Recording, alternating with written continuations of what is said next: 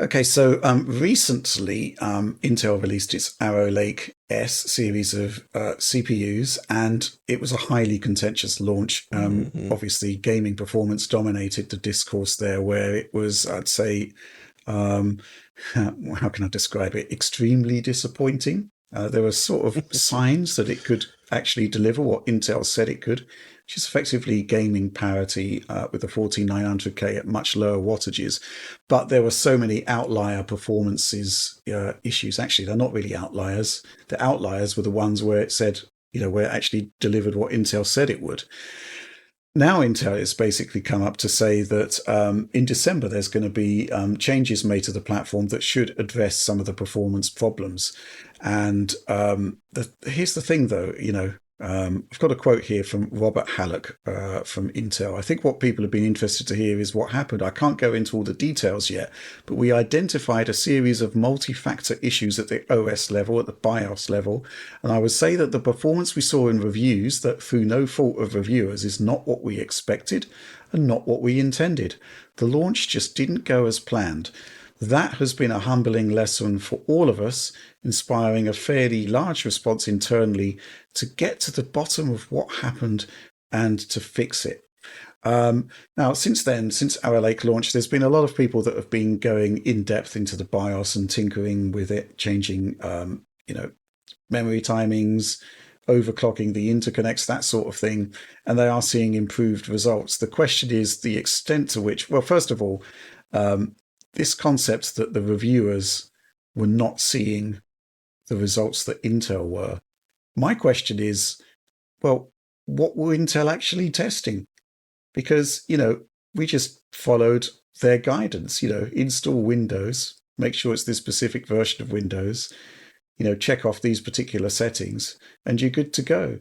So, that's what was causing all of these problems, apparently, and that's not what they were seeing within Intel. So, what were they testing? That's what I want to know. It's just kind of baffling. There was near universal consensus that something has gone horribly wrong with Arrow Lake S. I guess all we can do at this point is to wait to see what these tweaks at the OS level and the BIOS level are actually going to do. I just find it really difficult that they're going to claw back that much performance. I mean, when you looked at the Cyberpunk result, for example, which was basically on par with a 12600K, how did that happen? What did they not test Cyberpunk? Pretty much the most benchmark game on PC on an actual retail PC. This is just completely baffling to me. I don't know. Obviously, you guys are not so deeply invested in CPU benchmarking, but I don't know. Do you have any thoughts, Oliver? Um, well, I guess I don't know. I mean, there certainly has been a bit of a track record on PCs with CPUs recently, like with the Windows 11 H2 upgrade for improving performance with Ryzen chips, AMD Ryzen chips through some schedule Right. improvements there. Yes. So, That one's quite interesting because there were actual improvements. That was looking like a really tepid launch, a few percentage points off of their last generation in gaming performance. That does look to have been improved. I'm not going to say it's game changing, but it certainly arrived at the right time because the 9800X 3D has come along and it's just obliterated the competition there. The concept to which, though, that we're looking at so many problems yeah. um, at the OS level, at the BIOS level, I still wonder what Intel was testing. There were also different versions of Windows tested as well, because the reaction to Arrow Lake has been, it can't be this bad. Let's try and find out an explanation for why it is. And I still haven't actually found a convincing explanation for, with all of the testing that's been done. And actually, this is one of the great things about the PC tech press is that the level of investigation that goes into something like this when things go wrong in an attempt to find an explanation is quite extraordinary. But I haven't seen a convincing Yeah. explanation there, so I'm still kind of I baffled. guess But carry on. Yeah, I guess my question would be like if you okay, let's assume the kind of maximally best outcome for Intel here, and through a combination of like they're implying here through BIOS updates, through Windows updates, through I don't know, microcode updates, whatever they're going to plan to do here. they actually do get it back to the performance they specified, which is like modestly but significantly behind something like a 7800X3D for gaming performance.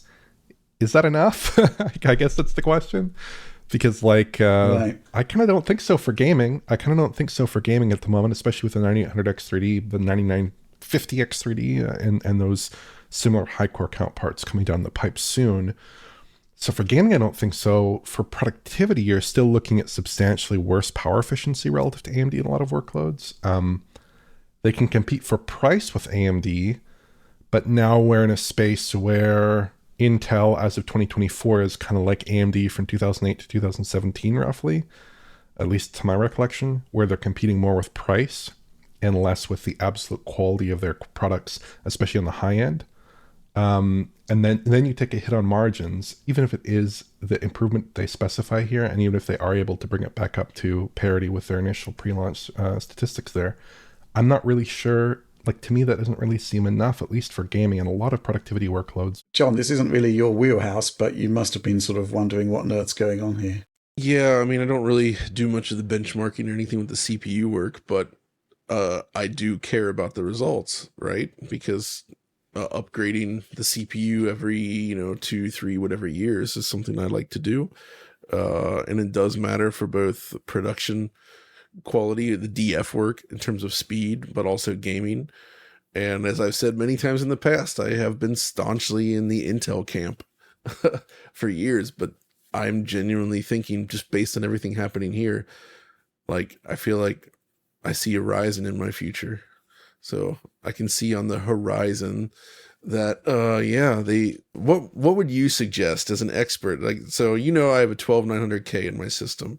When would you think is the right time to stab, and which CPU would you suggest to someone like me? Let's say there's other users in a similar boat. They want the high-end CPU performance. Right. Okay. So I'm on the 13900K, which is the next generation on from you, and it is significantly faster. And I get also the benefit because I think you're still using your old DDR4. DDR4, memory. yeah. Yeah. So, my system is faster and it's using faster DDR5. Happy days, but I'm considering moving, right? And the reason why, yesterday I was exporting some video and also editing at the same time, using media encoder, Right. and it just crashed. Oh. So I lost the work that I was doing on the editing side. All of the time that had gone into the encoding had gone. So it's just annoying. I just want stability from the platform, and that was what Intel used to provide. That's what the 12900K provides. It's super stable, right? And I've said in the past that my 13900K had issues, which I thought was down to the degradation. The BIOS updates actually seem to have made it much more stable. But, I'm still getting these issues sporadically, blue screens. It's not great. So I'm considering moving. And I think basically at this point, it's really straightforward. We wait until the 9950 X3D comes from AMD, because you're looking at the X3D on the the octo-core part, the 9800 X3D, and it's actually doing really well in productivity workloads as well as gaming. So if the theory crafting out there, if the rumors are true, if it all comes to pass, we're going to be looking at a 2 CCD part that has Vcache on both of the CCDs. So it should be like monstrous for both gaming and productivity. So my advice to anybody, and indeed to you, John, is basically to wait for the final piece of the Ryzen 9000 puzzle to come about. Sounds good. And go from there. Yeah, absolutely.